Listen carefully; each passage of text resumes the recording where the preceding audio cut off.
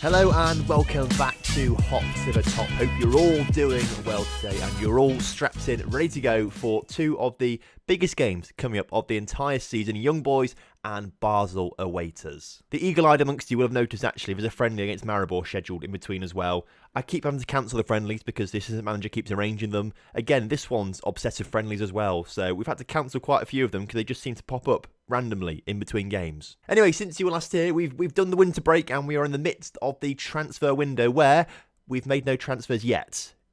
I mean, I'm trying hard, all right, because we've got money. We've got 18 million in the bank. We've got 12 million to spend. I am trying to spend it. However, the players that I want to buy, we're just not being allowed to buy them. We're being priced out, essentially. Before we talk more about transfers, let's have a look at what's happened since you were last here for the 3-0 thumping of Legia Warsaw and the 2-0 loss to St. Gallen. When we took on Servette in the Swiss Cup, had to play a very rotated side because everyone went on international duty rather than staying at the club. I don't quite know why, but we did have some key players stay, which was good. Sean Howard, who is a up-and-coming striker, got to play that game. He's a chap we brought in from Middlesbrough to be a good striker in the future. Played quite well for the under-21s this season, so could be a signing for the future, definitely. And then Ilic also got a goal in that game before being sent off. But through my head, you can see that a mixture of youngsters and first-team players, as a lot of players were on international duty. We then had the winter break where we arranged some friendlies to play, but weirdly, no other team seemed to arrange friendlies. So after the winter break, we destroyed Lugano 5-0, but I think it was only because essentially we played friendlies and were match fit, and Lugano hadn't and they weren't match fit. Either way, we will take a 3-0 win with Schneider scoring 2, and on his return to the side, Molnar picks up a hat-trick. He literally can only score hat-tricks. I swear to you, I think he can only score hat-tricks. We follow that one up with a 3-0 win over Zurich. Randy Schneider with 2 again and Lucas Spina with the other one. We then had a kind of annoying 1-1 draw with Luzern, which Molnar scored the goal in that one. I suppose he didn't score hat-tricks every single time. They got one goal there and then picked up 2 against Servette in a 4-2 win in the league with Jake Allen and Randy Schneider picking up the other goals in that one. Felipe Cruz sent off, more red cards. And it did affect us against Sion, who are quickly becoming our bogey side right now. Biancone was sent off in that game after 30 minutes, and that kind of set the tone for the rest of the game, I suppose. But Sion were the better side on the day and beat us 2-1, which was frustrating. But we did bounce back with a 1-0 win over Thun, with Molnar scoring that one. He also scored against Sion as well. Now, you'll see here on the formations as well, we played the Diamond, okay, against Thun, because this is the first game, I think, all season. I think even if we go back to the very first game of the season, we played the Diamond, and they're not on the side. That's the Diamonds. Both of them are... I literally, honestly, this was the first game all season where both Molnar and Coley have been fit at the same time. And it's a miracle because they both scored like 20 goals and yet they've not been fit at the same time all season. This was the first time because Coley picked up a knock just at the very end of the winter break, so he couldn't play any of these games. He was out. So this was the first game that Molnar and Coley have played together. And I'm not trying to say they are the same person, but like, have you ever seen Clark Kent and Superman in the same room? You haven't, because they're the same person. Either way, I think it's a pretty good run of results. Obviously, the draw to Luzern and the loss to Sion wasn't brilliant. It means, though, we are top of the table, but only because Young Boys are a game in hand on us and Basel are 2 games in hand on us. So if we beat them both today, we probably will be undisputedly top of the table. Also, while it's here, I can think about it. Europa League. Obviously, this has also changed as well. If you win the Europa League group now, you go straight to a second knockout round. So we don't have to go to the first knockout round. So that's being played at some point soon. We go straight to the second knockout round, which isn't a legged affair anymore. The second knockout round is just one straight match. If we look at the rules, the first knockout round is just one straight match. Second knockout round is one straight match. Quarterfinals, that's where it starts to go to 2 legs. So that's something interesting as well to add into today's episode. So they're the updates for you thus far. Obviously doing relatively well in the league, top of the table as things stand right now. Still a long way off the Europa League because obviously we've got to wait for other games to play before we get drawn in that. We have discovered that Coley and Molnar are 2 different people because they are now starting to play in the same team together, which is good, obviously. And luckily, Molnar has kept his goal-scoring pedigree up. I thought after those 5 months out, he would be a little rusty, but he seems to be back straight into it, which is fantastic. Now then, on to transfers. And obviously, we've not made any transfers. Have we sold anyone? It's been a few days since I played this. If we sort this by this. Yeah, okay, so a few players have gone out. Cabral, he's left the club. He's gone to somewhere in Portugal for £50,000. So thank you, Cabral, for your service, but you were never really going to be used. And then just after we renamed him a few episodes ago, Jordan Platt is out on loan just because he wasn't going to get the first team appearances in. We wanted to keep his development going. So Jordan Platt's gone out to Venezia in Italy in Serie B, where hopefully he's going to be scoring bags of goals. Now, I have been trying to sign players. I promise you, I've been trying. I tried to sign Cruz and Molnar permanently, but we were quoted 158 million for Molnar and 159 million for Cruz. So they're not joining permanently anytime soon, unfortunately. I feel like quite a few of you are going to start shouting at me for only trying to sign young players with massive potential. I know we should probably sign a few good players at like the ages of 25, 26, and maybe only 3-star current ability, but they bring stability and they bring experience. But I just see it as a waste of money because a season's time, 2 seasons' time, they'll be outdated. I'm looking for players for the future. So I'm desperately trying to sign like these types of players, all right, with loads of potential that we've scouted out. They are pretty cheap. They're quite young as well. The thing is, if we go in, like, I've tried to sign this guy so many times. They have recently, we've currently got a transfer bid impending right now. I assume it's for like 15 million, 10 million pounds. They'll say no to it. This guy, though, like Richard S04 from Man City, make an offer for him, suggest the terms. They want 56 million pounds for a 17-year-old. Obviously, he's obviously got very good potential. That's why they want so much money, but it's trying to find the balance. But literally everyone I'm looking at to kind of improve the first team a little bit, but also improve potential-wise, we just can't get deals over the line for them, which is a bit of a shame. Hopefully, I can bring something next episode and say, yes, we've signed some players that could be good in the future, but it's the top ones at least. I need to look at some sort of lower down players probably, but the top ones, although they are interested in signing for us, the clubs aren't interested in selling them. So obviously no transfer news yet, but it should be coming in the next few episodes. Today though, we need to get on with the two big games, Young Boys and Basel. And the first team coming up is Young Boys away from home whilst Basel take on Sion. So if we go to the team selection screen, this is the lineup that I'm going to go for. We're going to go back to wingers because I feel like we play a little bit better with wingers. And I feel like having Molnar starting, Coley on the bench or vice versa, they're so good. They can just score goals. Coley up to 20 in all competitions now. Molnar up to 19. So battling them out for the top scorer in the club. Fruchtel, though, is keeping mostly clean sheets. He starts in goal with the backline of Anastasio, Augusto, Gonzalo and Cruz. Because if we look down, where's Boone? He's tired. He's just come back from something probably. I don't know. Either way, he's tired, so he's not playing. Once I swap them over, Illich and Schneider will be playing together in that midfield partnership as per usual, with an attacking midfield trio of Tim Wright, Alex Smith and Allen. Of course, as I said, Molnar starting today's game, but obviously we can swap him and Coley out, and they both score goals, so I'm happy with both of them playing. So then, kickoff is upon us here today. Last time we played Young Boys, we put 4 past them. You weren't here for it, which is a bit unfortunate. I wish I had shown that one now. But hopefully we can do the same again today as Alan puts it into Tim Wright, who should have kept his header down, couldn't keep the header down and goes over the bar instead. I thought we could get a decent result against them today. Clearly not, because Tim Wright's injured. That's not too much of a big issue. It means Coley has to come and play on that left-hand side of the pitch instead, which is fine because he's a very good player there. So that's the early change, but it's a very big shame for Tim Wright to have to come off so early on. Hopefully, though, it's just going to increase our attacking force or something like that, as Gonzalo can't really get rid of that ball properly. Felipe Cruz on a yellow card already. We finally do get the ball away, and Coley showing his pace, sprinting upfield. Can he just get a ball out to someone? No, he takes it on himself. Really maybe should have passed it instead, but it was a very good run from him trying to score a goal for us. As Schneider gets tackled there in their attacking third, and the counter-attack is on for Young Boys as their number 17 is just clean through. Luckily, he can't shoot, so it's fine. But there is a highlight straight from that, and Augusto now on the ball, punting it up towards Molnar, who wins it comfortably. Alex Smith finds Molnar, who's nearly through, and ooh. So Cruz already booked. Let's turn to ease off challenges. We don't want him being sent off for the second time in like 3 or 4 games.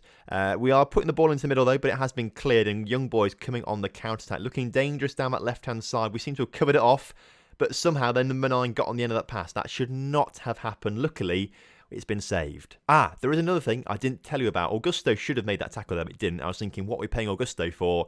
He's been given a new contract. He's now being paid £7,500 a week, because Young Boys came and bid £7 million for him, and he's our best defender, and I didn't want to let him go, especially to Young Boys. So we rejected it. He came back and said, I need a new contract, and demanded actually about £11,000. We took it down to £7,500 as Molnar can't score.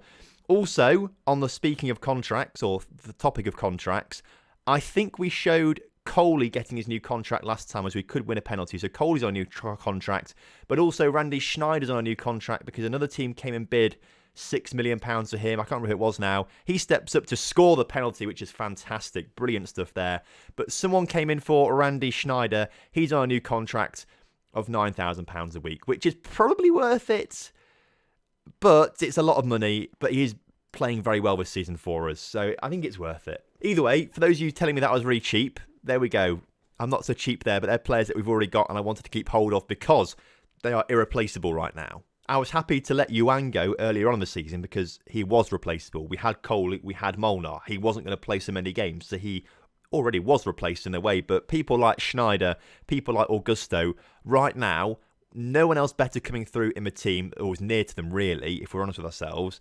And I'm not going to be able to sign anyone better right now either. So I didn't want to let them go. Had to give them new contracts instead. So it's worth it, but we're just paying them a lot of money. Either way, the first half comes to a close. 1-0 up against Young Boys, which is a fantastic position to be in. When we are playing well like this, it kind of does beg the question of, is it that necessary to make a lot of transfers right now? And of course, I want to bring some players in, but I'm not in a desperate need to bring players in if we are, as it stands right now, top of the table halfway through the season, as Alan can't get his shot on target. Yes, we do need better players. I'm fully aware of that if we want to progress, but if they're not available right now, I'm not going to try and sign lesser players when we don't necessarily need them right now, if that makes any sense at all. Young Boys are coming forward, those 67 minutes on the clock, and how has that gone in the back of the net? That should not have gone in the back of the net. Let's watch the replay on that then. So the throw-in came in. I start talking like here then as they put the ball into Haas. I think he meant to cross it, and it just sort of bounces under Fruchtel. He just wasn't ready for it, I don't think. And, 1-1 on the scoreline right now. Can we make changes? No one's really going to come on to change anything. Boone might change things for us down that left-hand side of defence. We'll bring Boone on. That's the one change we'll make for now. We might bring B and Kone on for Cruz, who's suspended, looking nervous as well. I think actually we will do that, as Young Boys have just scored another one. Okay, let's confirm those substitutes then. What's just happened here then? So the ball's put forward. Their guy on the wing gets it. Then number 9 is not marked. I can already see that he's just not marked. So it is cleared. And actually it's them. Well, not quite what I was expecting to see, but, we've 2 goals conceded in the space of a minute. And suddenly, we've gone from 3 points to dropping down to second in the table, 1 point ahead of Young Boys and behind Basel, which is not what you want to see as Molnar can't score. The thing is, we're dominating, I suppose. 60% possession, 20 shots to 12 shots.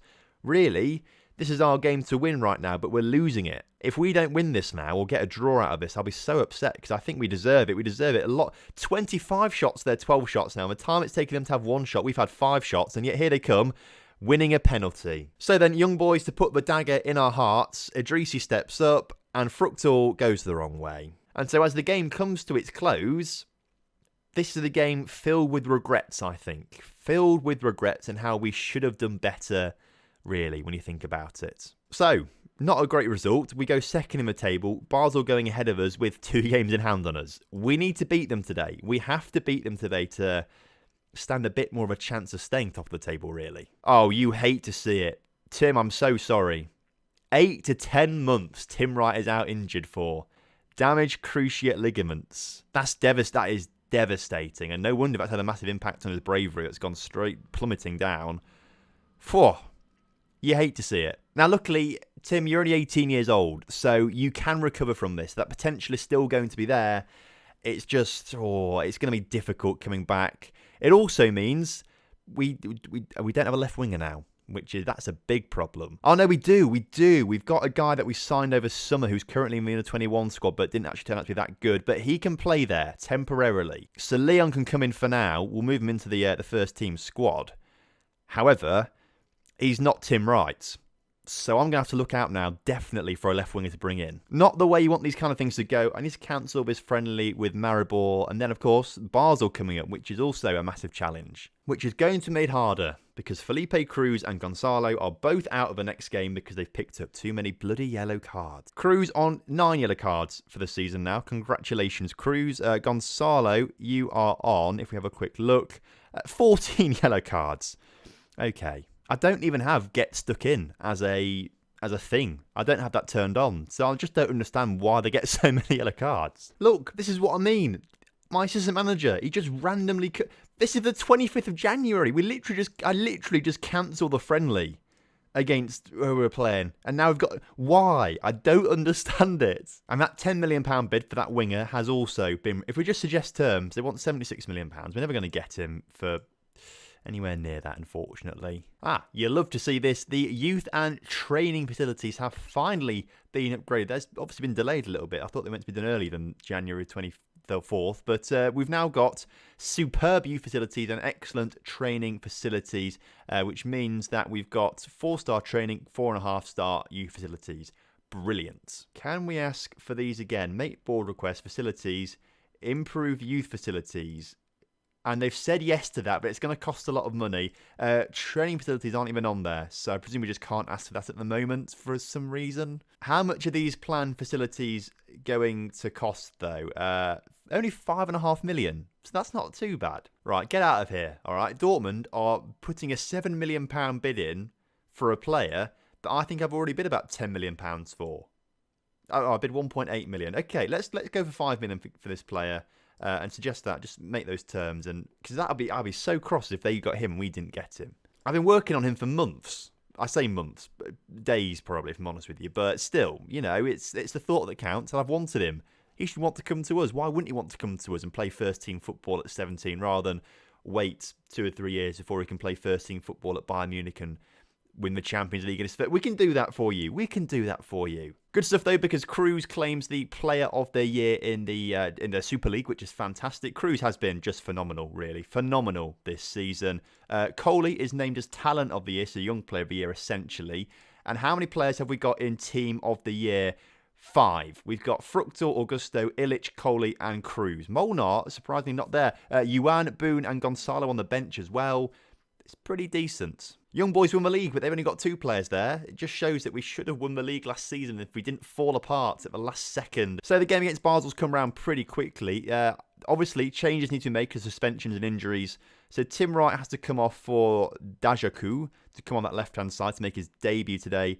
Whereas Cruz comes off for Biancone. That's not Biancone, that's Callum Brennan.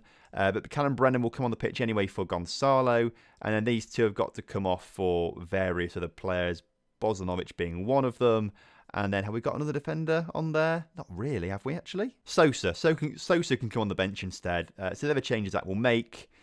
There we go. Hopefully, we pick up a win today. So then kickoff is upon us again today. And we need to put in a big shift as Basel looking to come forward pretty early on, actually, unfortunately for us. Hopefully they're not going to score early on because that would really ruin things for us. As they're in behind the defence, number 14's through.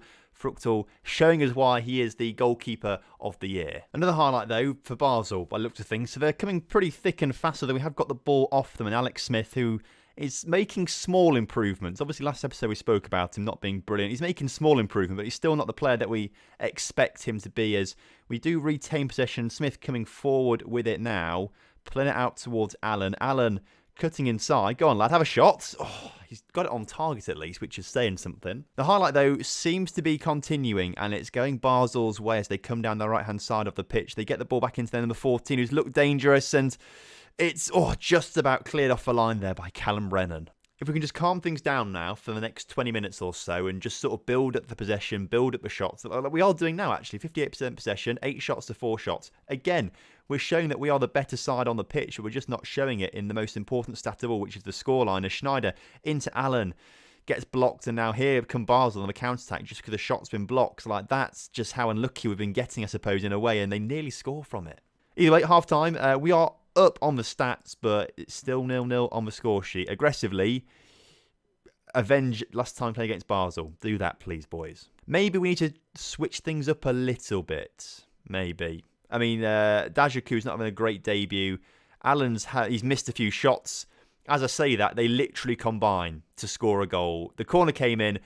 Molnar with the first header, Dajaku with the second one. They've all combined now. I was about to slag them all off. So we have just gone 1-0 up against league leaders Basel. Obviously, it doesn't put us top of the table because they should still be a point ahead of us with a game in hand as well, which is frustrating. But it's limiting them at least. It's limiting how far away they could get of us.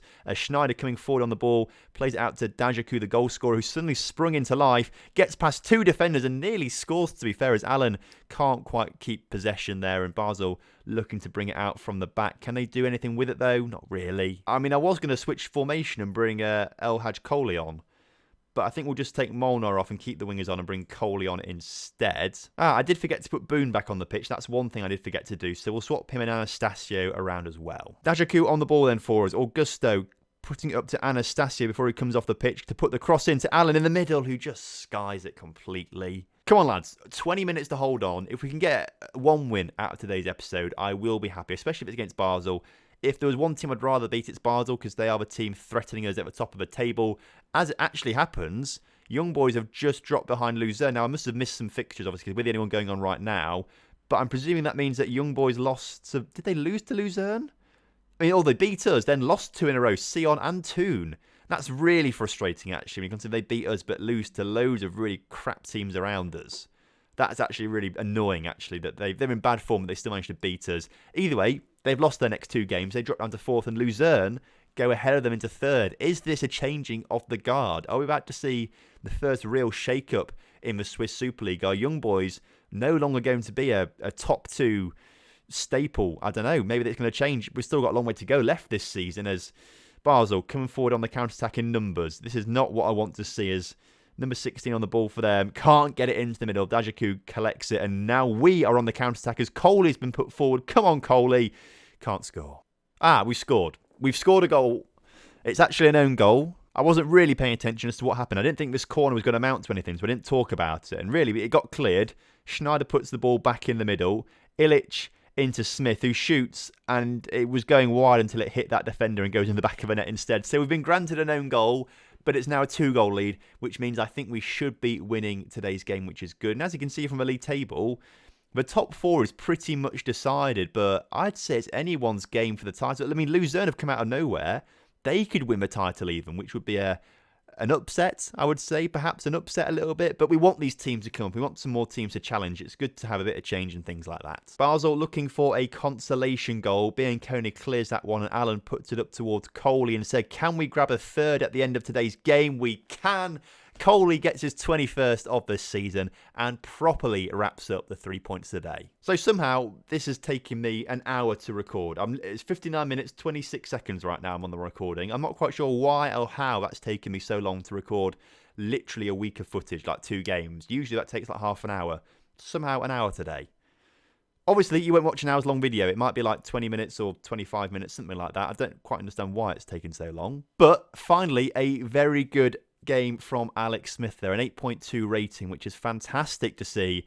Hopefully his form is going to be increasing now as he picked up a 7.2 and an 8.2. Has played well actually in the game since the winter break too, which is good to see. So I am pleased with that, obviously after that really bad bit of form towards the end of the first half of the season. So that is it for today's episode then. We stay second in the table, a point behind Basel, but they could go 4 points ahead of us again if they start to win a few more games.